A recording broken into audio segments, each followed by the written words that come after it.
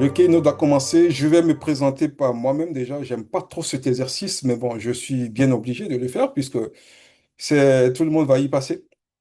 D'accord? Donc, je me présente pour ceux qui ne le savent pas. Je serai celui qui va animer le keynote qui a pour terme réinventer la performance quand l'humain devient le moteur du changement à l'ère même où on parle de l'IA. Alors, qui je suis? Pour ceux qui ne me connaissent pas encore bien, alors, je suis Serge Lawson, donc le directeur général du cabinet Humanis, votre cabinet. Je gère aussi, depuis Paris où je vous parle, un autre cabinet qui a pour nom S. Lawson Consulting. Donc, Humanis, comprenez que c'est une succursale du cabinet parisien. Hein, Humanis a 2 ans maintenant, et donc depuis 2 ans, on essaye de répondre aux sollicitations de toute la zone Afrique francophone, et sans doute qu'on va s'ouvrir après. Donc, je suis dans la vie de tous les jours consultant, coach exécutif, c'est-à-dire coach auprès des dirigeants d'entreprise. Je suis aussi formateur agréé ATP, hein, donc je forme aussi à des certifications. Beaucoup d'entre vous ont sans doute été formés par moi-même déjà pour la certification PMP et CAPM. Donc, je vous fais un coucou par ailleurs si vous êtes connecté. Alors, en termes d'expérience, à cette date, je comptabilise 28 années d'expérience. Hein. Je suis sorti d'école en 1997. Donc, à la base, je suis ingénieur télécom. Quand je suis sorti d'école, j'étais ingénieur télécom. J'ai baigné quelques années dedans avant d'aller faire un MBA. Et depuis que je suis sorti de mon MBA, j'ai trouvé bon de me mettre à mon compte. Et c'est comme ça que j'ai ouvert mon cabinet en 2011 ici à Paris. Et depuis, bon voilà, je suis devenu entrepreneur. Donc, je suis spécialisé, mon expertise est dans le management de projets, et de programmes et de portefeuilles. Hein. Donc, je fais beaucoup de la gouvernance des projets, la conduite de changement. Hein. Je fais du coaching des dirigeants pour aider à la performance des équipes. Hein. Et je forme, comme je vous disais, à des certifications comme PMP et CAPM. Euh, En termes de certification, bon, pour ce qui concerne la gestion de projet et la conduite du changement, je suis certifié PMP, je suis certifié PMO et donc praticien et professionnel de PMO. Je suis certifié Proxy. Il n'y en a pas beaucoup. Vous allez voir, les intervenants d'aujourd'hui sont des collègues certifiés Proxy. Proxy, c'est la certification orientée conduite de changement, mais très axée humain. Donc, vous en saurez un peu plus plus tard. J'ai aussi passé la certification Gen AI, donc pour tout ce qui est intelligence artificielle. Je suis certifié coach, master coach PNL. Donc c'est grâce à cette certification que j'ai obtenue auprès de l'Institut de coaching international de Genève que je prends aussi parfois la casquette de coach, hein, avec la technologie ou plutôt la technique PNL pour dire programmation neurolinguistique qui nous aide au fait à optimiser un peu les communications, à optimiser tout ce qui est performance auprès des différents intervenants. Bon, on n'est pas là pour ça aujourd'hui. En termes d'engagement, j'accompagne beaucoup des jeunes, des étudiants essentiellement, pour tout ce qui est mentoring, coaching dans leur orientation. Hein. Et donc, c'est dans ce sens que j'interviens beaucoup avec l'IUA, donc l'Institut universitaire d'Abidjan. Je suis membre du PMOGIA et puis je suis membre du PMI Côte d'Ivoire et PMI France. Ma valeur ajoutée, ce que j'essaye de faire tous les jours, c'est de mettre l'humain au cœur de tout. Voilà, j'estime que l'humain doit être au centre de tout ce que nous faisons parce qu'on ne peut rien sans. Et d'ailleurs, vous allez voir, ça va nous animer tout le temps. Voilà un peu ce que je peux dire de moi. Vous en savez plus, ceux qui ne le savaient pas, vous savez un peu plus de moi à partir de maintenant. Sans plus tarder, je vais rentrer dans le vif du sujet, dans le sujet du keynote. Alors, ça m'embête, la personne qui s'est amusée à écrire sur mon écran, mais bon, c'est pas grave. Euh, je, Pour le Keynote, vous l'avez compris, hein, je reprends le thème de ce Keynote, c'est réinventer la performance quand l'humain devient moteur du changement à l'ère de l'IA. D'accord? Donc, quand on entend ça, on dit, tiens, mais il y a un paradoxe. Effectivement, il y a un paradoxe. Aujourd'hui, nous vivons tous dans une période exceptionnelle, hein. Une période où les transformations techniques avancent plus vite que nos propres organisations, nos habitudes. Et ça nous bouscule. Plus vite parfois même que notre capacité humaine à suivre. Et donc, l'intelligence artificielle s'invite partout, et dans nos projets, dans nos processus, dans nos décisions, dans nos habitudes, dans notre vie, tout simplement, j'ai envie de dire. Et elle nous force donc à réviser, à revisiter plutôt une question qui est fondamentale. Qu'est-ce que la performance aujourd'hui lorsque l'humain devient le moteur du changement dans un monde dominé par l'IA? Voilà la question qu'on se pose, hein, la question qui est posée au cœur de ce keynote. Alors, ce que je vais partager avec vous, comprenez que c'est une conviction profonde, une conviction plus profonde de moi, et qui aussi provient de mes expériences, hein, en tant que coach, en tant que consultant dans des entreprises. Et je considère que la performance, hein, de demain, en tout cas celle vers laquelle on va, ne sera pas technique, elle sera profondément humaine. Et c'est sur ça que je vais articuler donc mon keynote. Alors, je parle de paradoxe parce que l'IA, on sait aujourd'hui que l'IA accélère tout, hein, malheureusement, l'IA n'accélère pas forcément la capacité humaine à s'adapter. Avec l'IA, on peut générer des contenus en quelques clics, en quelques secondes. On analyse des millions de données de façon instantanée. On peut automatiser des tâches que nous pensions quasiment impossibles, hein. Et puis, plus on constate que plus la technique avance, plus la dimension humaine devient critique. C'est de là qu'on parle vraiment de paradoxe, hein. Plus l'IA s'impose, plus notre capacité à comprendre, à accepter, à adopter et à transformer devient un véritable facteur de différenciation. Donc c'est de là que le constat est venu. Et donc ce paradoxe nous oblige aujourd'hui à poser une vérité simple, qui est on ne réussit pas une transformation par la technique, mais on la réussit par l'humain. Voilà ce que je veux dire quand je parle de paradoxe. Maintenant, la question est de se dire, on veut réinventer la performance. Donc, l'évolution de cette performance, à quoi elle ressemble? À quoi elle va ressembler cette évolution? Et donc là, je vais vous dire clairement, l'évolution, ça sera que on ne va plus s'attarder sur le livrable, hein. Jusqu'à hier, jusqu'à un passé récent, c'était l'élément clé. Aujourd'hui, ce n'est plus le cas, hein. L'élément clé à l'époque pour vous dire qu'on a performé, pour dire que la performance était au rendez-vous, mais au fait, on regardait trois critères. Est-ce qu'on a livré le livrable attendu? Est-ce qu'il a été livré avec les exigences attendues? Est-ce on l'a livré dans le bon délai? Est-ce qu'on l'a livré avec le budget qui était initialement prévu pour ça? C'était ça qui constituait notre euh, indicateur de performance. Aujourd'hui, ce n'est plus le cas, il faut l'oublier. Dans ce monde qui est complètement transformé aujourd'hui par l'IA, hein, livrer à temps n'est plus un exploit.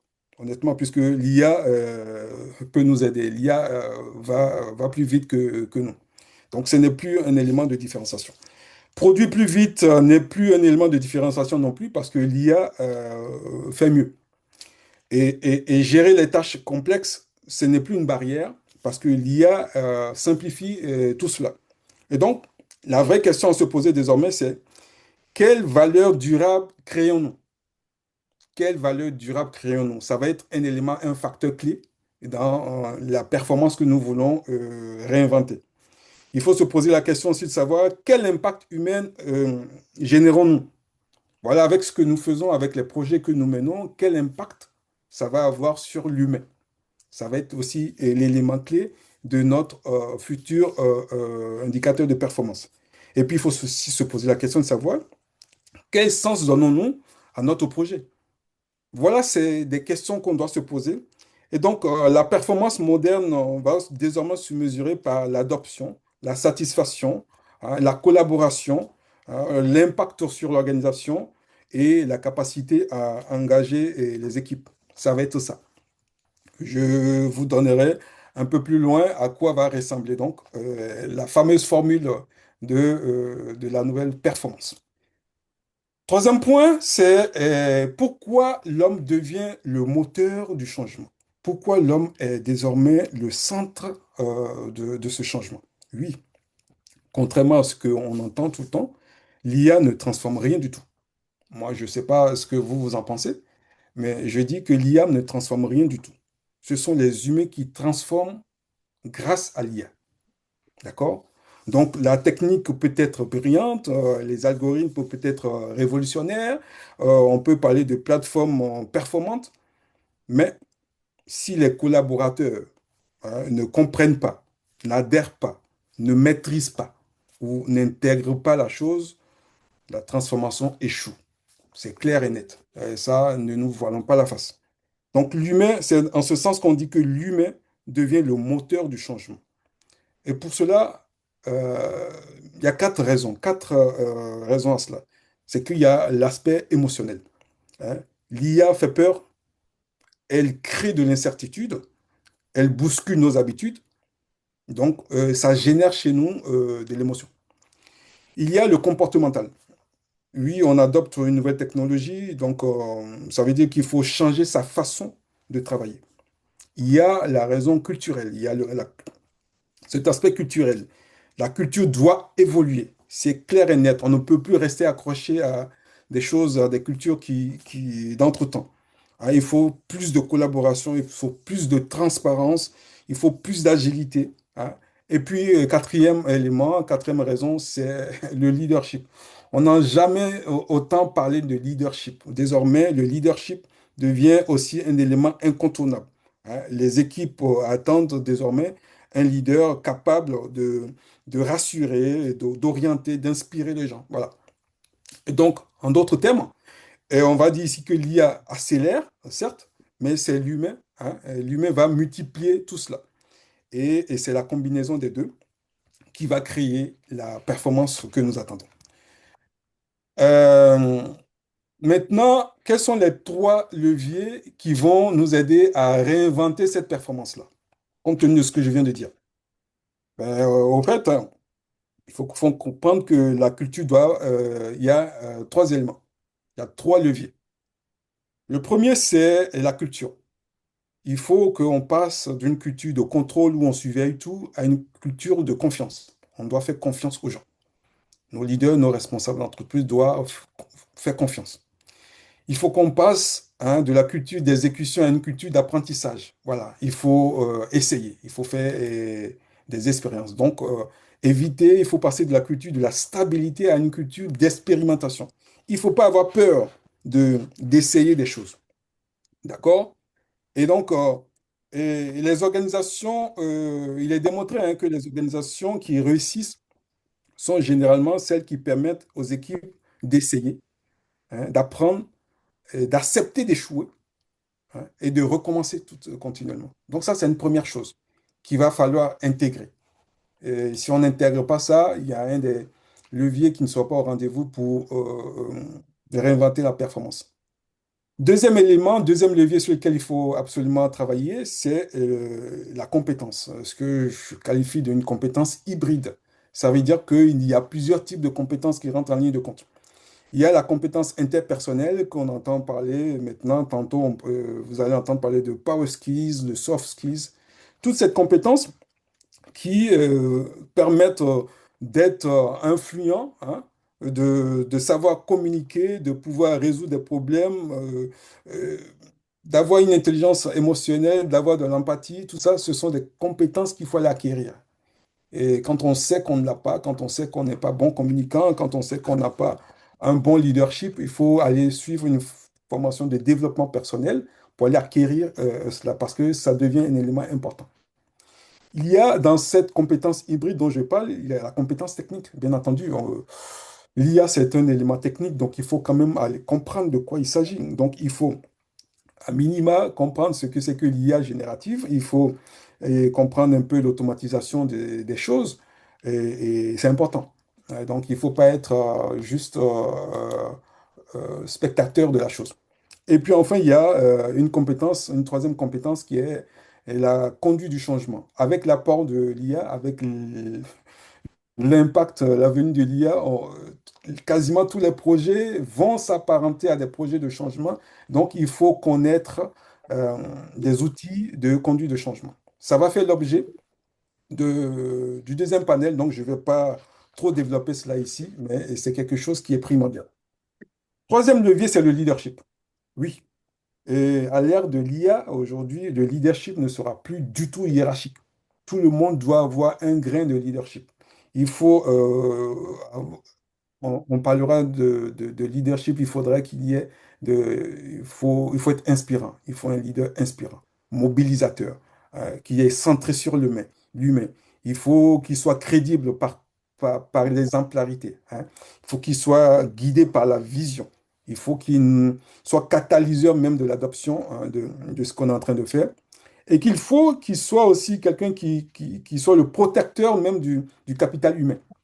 Voilà aussi des qualités ou oui, des aspects qu'on attend de nos leaders, hein, pour favoriser, pour aider à réinventer cette performance dont on parle tantôt. Puisque tous ces éléments-là, s'il n'y en a pas, on va réellement pas parler de performance, hein, de nouvelles performances dont je vous ai parlé tantôt. D'accord? Donc, pour terminer, ceci, je vous dis que la performance, la nouvelle performance, il faut qu'elle soit durable. Et donc, on a vu une performance durable. Puisqu'on parle de réinventer une performance, il faut que ça soit une performance durable.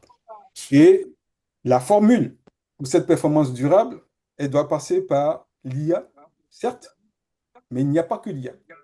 Il y a l'IA, mais il y a l'humain qui doit être engagé. Et troisième paramètre de cela, c'est le leadership éclairé. Donc, vous comprenez que l'équation est facile, hein, une fois qu'on en a parlé. L'IA plus l'humain engagé, plus le leadership éclairé.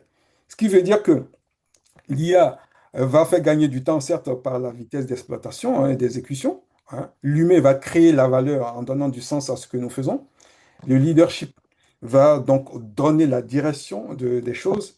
Et grâce à ces trois éléments, hein, à l'ère de l'IA dont on parle, hein, la plus grande innovation, hein, sera quand même l'humain. Puisqu'on parle de leadership éclairé, ce leadership éclairé sera, c'est un humain qui sera au centre de cela. Quand on parle de l'humain engagé, c'est l'humain. Donc vous voyez que dans l'équation, il y a qu'un seul paramètre qui est l'IA, et donc les deux autres sont humains.